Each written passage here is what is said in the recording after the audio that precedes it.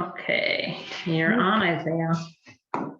Okay, so welcome to the second episode of Classic Conversations. I am Izzy. Well, I go by Izzy, but and today I have a mentor, friend, uh, someone who's taught me so much in life, not just inside of the classroom when I had the pleasure of being one of her students, but outside the classroom as well. Give it up for Isabel Martin Ventura. How you doing today? What an intro. Hi, Isaiah. The friends used to call me Izzy in high school too, Iggy and That's Izzy. So I don't know if you knew that. Thank you for having me, Isaiah. no, the pleasure is all mine. Trust me. Thank you for doing this. So before we get into what you're doing now, I always like to ask the question because it's important, especially during these times. Uh, what has what has this pandemic taught you? Like, what have you learned from this pandemic, if anything? Wow, that's a biggie. I would say um, the importance of staying grounded in who you are and what's important to you, maintaining your peace and your sense of centeredness as much as you can, and really having the courage and strength to do what um, feels right to you. That's amazing. So let's go back a little bit. Before you got into teaching, what was it that you were doing? What was your career before teaching? Wow. So I was in Spanish language media. So I worked in Spanish language radio and television. And then, I had one of those moments that I've had in life, and I was like, I knew I was done and over. And so I decided to go backpacking in South America was away for about 7 months. And then I came back and it was like, okay, now what do I do? And that's what led me to teaching. Um, and what would you say? I don't know if you haven't had any memorable moments in teaching, because I know teaching is like a great experience. But what would you say is your most memorable moment if you've had one? Wow. I did have lots of memorable moments. I really loved um, connecting and sort of the dynamic with students, you being one of them. I think, I really, working on the documentary, which you were a part of that Astoria Stories that sort of just created itself, was memorable to me. But I would say, as in life, it's like those small moments, those connections with students, the conversations in the halls and the beginning of class that I would say, are memorable. All right, let's dive into that a little bit. That documentary, which I had so much fun working on. What made you want to profile like myself and my friend Hector, what we were doing within the school? Like, what made you want to profile that? Yeah.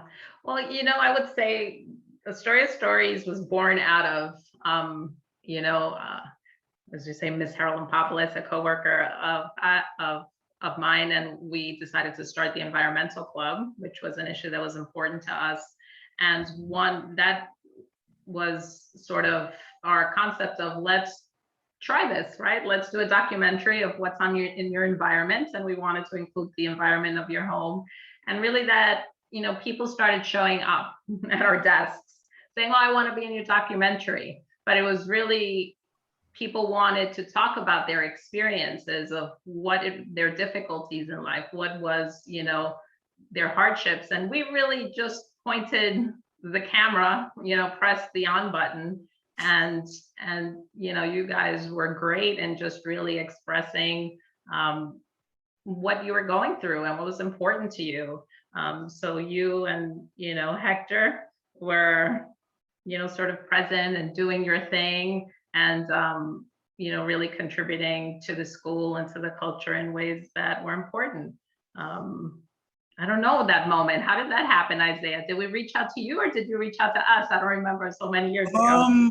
I think that you had actually, I think it was Hector that brought up the idea because he had heard that you and Miss H were doing a documentary. So he had reached out to you, and then you had came to me, and we had done it that way. Yeah, yeah, it was a beautiful experience. As I said, I really feel that the documentary, it created itself. We sort of set that intention, and then all you beautiful souls just showed up. Yeah, that was really fun. So speaking of high school days in your chemistry class, I don't know if you remember this. There was a little like for those of you who don't know, like I didn't really show it in class because I was like serious about my academics, but I was a little bit of a prankster, if you would call it that. So one day I remember this because and I'm sorry for this now. Like I can look back and laugh at it now, but at the time it was like, what are you doing? But no, so I had came in class one day, and my wheelchair has like a reclining feature on it. So like I can pretty much recline to it was used to alleviate back pressure because I was having a lot of back problems at the time. So what I did was I reclined it as far back as I can go, and then I remember acting like I couldn't get the chair down into a normal position. I remember you just trying to like prevent me from falling and everything like that. And like, yeah, like I said, we laughed at it. We laughed at it afterwards, but like at the time it was like, what are you doing? Is this a confession, Isaiah? Uh Sort of, yeah. Are you seeking forgiveness? I forgive you, Isaiah. I'm so sorry. No, yeah, but no, that was just a pretty fun side note. But okay, let's okay, so when you were doing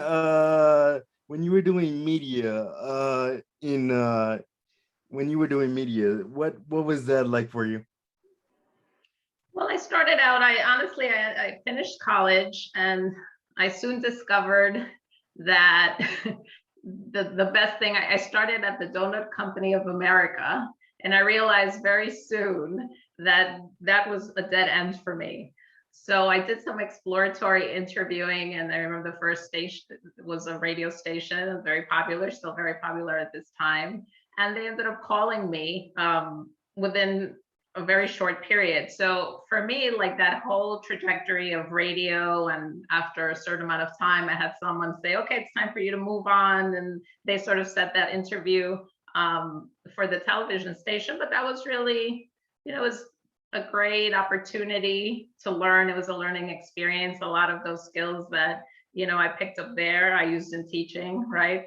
So I used to do research and media. So, being able to analyze things, being able to put things in presentations. So those PowerPoint presentations that, you might have seen in class, I learned to do in radio stations. So it's really sort of a stepping stone of me learning and evolving. And it was fun, right? I connected with the Spanish. I do have Spanish heritage, Hispanic heritage. So it was fun to have that aspect also play out at work. Um, okay, so another question that I like to ask my guest is what if you can give your younger self one piece of advice, what would it be? I would say, and I've thought about this, and I tended to be very serious. So I would tell my younger self to have more fun, that it's not so serious, to play more in life, to enjoy yourself more, to explore more, and to really, experience life more fully. So yeah, I think life can be serious, but we can go through that with a playful sense. I think that I've learned more of that as I've gotten older.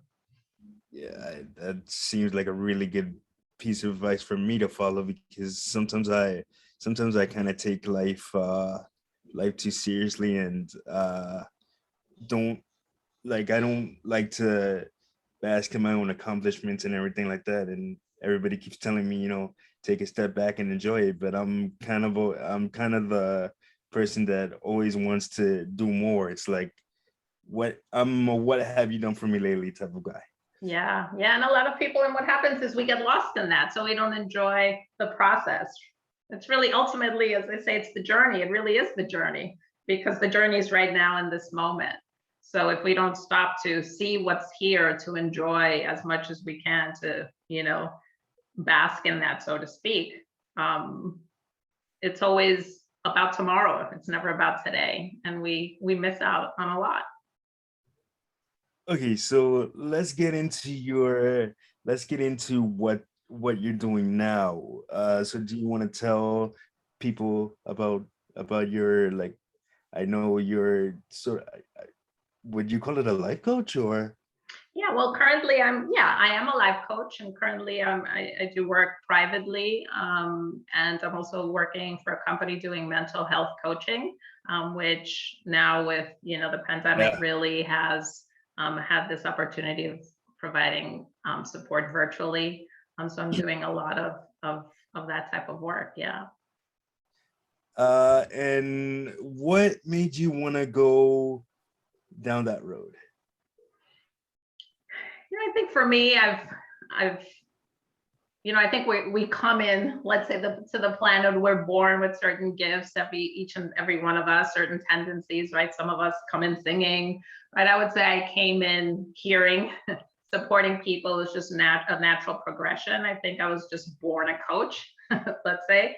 So it was like a natural progression of, my wanting to support people in really in a way that comes naturally to me, and that is important to me. So it's really sort of this, all paths lead here, at least for now. We'll see what happens. But at least for now, this is how I'm showing up. And speaking of the pandemic and mental health, like what would be some advice that you would give somebody that's like having a tough time coping with uh the pandemic? Yeah, I think, this has been a really hard time for people. I would encourage, it's really important to really acknowledge how we're feeling, right? To really look at, yeah, this is how I'm feeling. This is what's happening, right? Sort of as that's, place lots of times we don't want to feel or to be in areas of discomfort or pain, but that's sort of just, I always say, it's like shoving stuff into a closet. Doesn't mean that it's disappeared. It's just there. And the more stuff we put away, one day everything kind of spills out. So I'm really acknowledging, a sense of loss. It's been a lot of loss, whether of lives, of hopes, of dreams. It's a time of when people don't have control. Everything's sort of up in the air for people. So acknowledging where we are, bringing compassion to ourselves for that experience. And I would say really being proactive and finding ways to support oneself, be it, taking a walk, being in nature, being active, finding really the support system with people. Okay, I can't maybe meet how I did before, but what can I do, to prevent sort of that isolation from creeping in and really contributing to a greater sense of sadness and feeling alone. So really being proactive. Mm, that's great advice. Um, for me, I don't want to make this about me, but for me, it was just kind of, after things like started to open up a little bit, and like people didn't want to like hang out and stuff like that. It was just more of understanding, like people's perspectives, because I know some people were like, oh, like if things are opening up now, why don't you want to hang out? I'm like, you got to understand, like even though things are starting to slowly open up and may close down again, who knows? Because you never know with this thing. People are still scared, like still going on, like it's not going away, anytime soon. So it's kind of like, for me, it's just more about understanding people's perspectives and how they see things.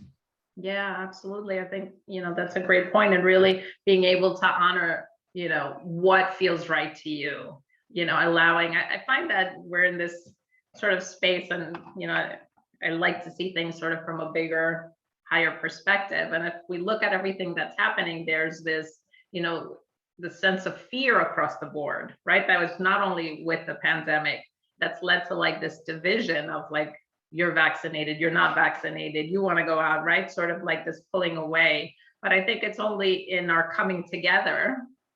And coming together is, I see you and what you prefer. This is me, this is what I prefer. And we can still be together and honor each other.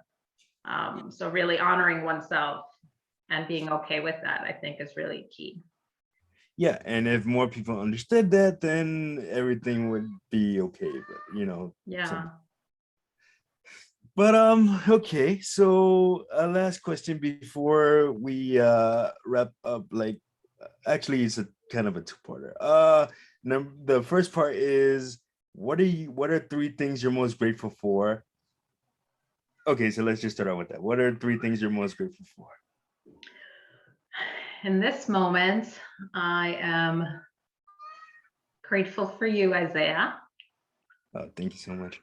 I am grateful to be in a space where I'm surrounded by nature, which is easier to connect.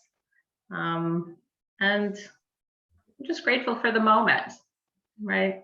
I realize that just connecting to the small things, to connecting to right now, is really precious. Okay, and do you have any like when you're not working or when you're not doing something, like what do you do in your downtime? Like, what's a day off like for you? Yeah. Well, now that it's, still the summer, I'm trying to get in as much time outside as I can, trying to, just go to the beach, take a walk, even if I'm not diving in the water. So just, I personally, am extra careful. So I'm not socializing in big groups. So it's really finding those ways that I can go in the woods, go to the beach, and just do something that, I can enjoy and recharge myself. And that's sort of what I've been doing. I've been thinking about tango dancing though. Yeah. Nice. So is there anything that you want to plug? Like, where can people follow you? What are you doing next? Like, anything that you want to plug? Oh, thank you. Well, yeah, if people, I offer individual sessions for coaching, as well as, I dive into the spiritual nature of life. So I have two books. People can find me on Instagram, Isabel Martin Ventura, or same name for my website, and reach out if there's any way that I can support. I will put links in the description of the video so you can find her. But once again, thank you so much for doing this. Like, I can't tell you what a pleasure it is to have met you, interacted with you, work with you, learn from you, all of that stuff. This is truly a pleasure, and I'm truly blessed to call you a friend and a mentor. Thank you, Isaiah. I could say the same thing. Oh, thank you. Thank you for, learning and mentoring. It's all together, right? So I learned from you as well. I beg to differ on that point, but I guess we agree to disagree. Okay, let's model that. No. Thank you so Okay. much, Isaiah, and we'll talk soon. So this has been Classic Conversations. I am Izzy, she is Isabel, and I will catch you guys on the next episode. Okay. I'll stop the recording and then